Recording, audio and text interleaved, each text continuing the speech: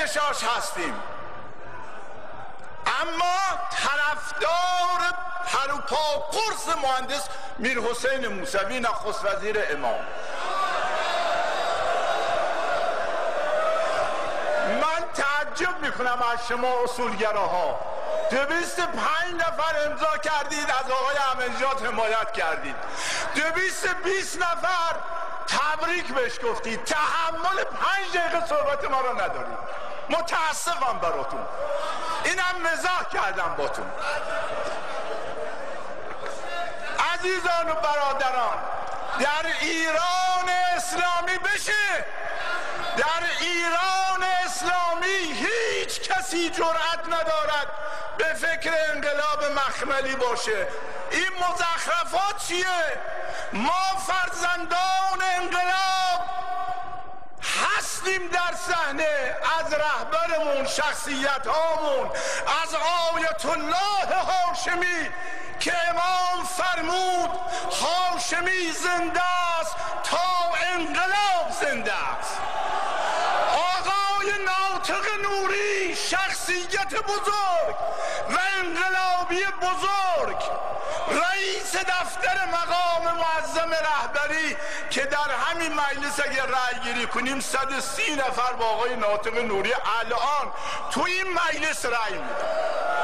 بله بله، حالا نطق ما بخونم، تحمل کنید. تا اینجا چی بود آقای حاج شیخ؟ بسم الله الرحمن الرحیم. با یاد امام و شهدا ابتدا لازم میدانم از مواضع حکیمانه و مدبرانه رهبری معظم انقلاب که دستور رسیدگی به مسائل مربوط به 10مین دوره انتخابات ریاست جمهوری را به شورای محترم نگهبان صادر فرمودند تشکر کنم.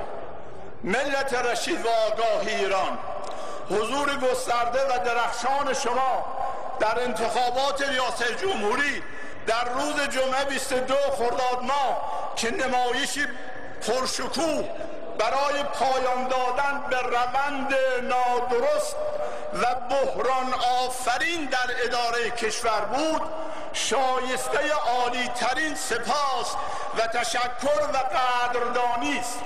ولی با کمال تأسف علی‌رغم خیزش عمومی مردم مسلمان ایران و جهتگیری کاملا روشن رأی مردم، 20 ثانیه وقت دارید. نتیجه کاملا متفاوت با این رأی و اراده مردم از سوی دستاندرکاران اجرایی انتخابات موجب بهت و حیرت و یأس بخش عظیمی از مردم ایران. وقت شما تمام.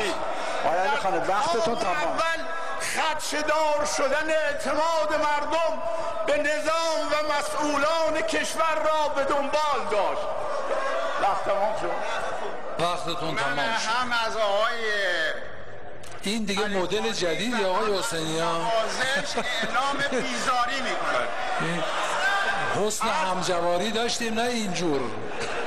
آنچه اتفاق افتاد در شأن ملت حماسه ساز ایران اسلامی نبود که بعضا رأی مردم را از طریق تاراج منابع عمومی به نام سهام عدالت و غیره توسط برخی از مراکز و نهادهای در اختیار که در آستانه تبلیغات شروع و تا روز قبل از عکس رأی ادامه داشت و با تبلیغ جهتدار و جانبدارانه رسانه ملی و دیگر رسانه های وابسته به دولت ایجاد فضای و قانون توأم با افترا و غیره. یک جمله امام فرمود آقای موسوی، وقتتون تمامه. امام فرمود آقای موسوی آنهایی که در مقابل شما ایستادن توانایی اداره یک نانوایی را ندارند. و السلام علیکم و رحمت الله و برکاته.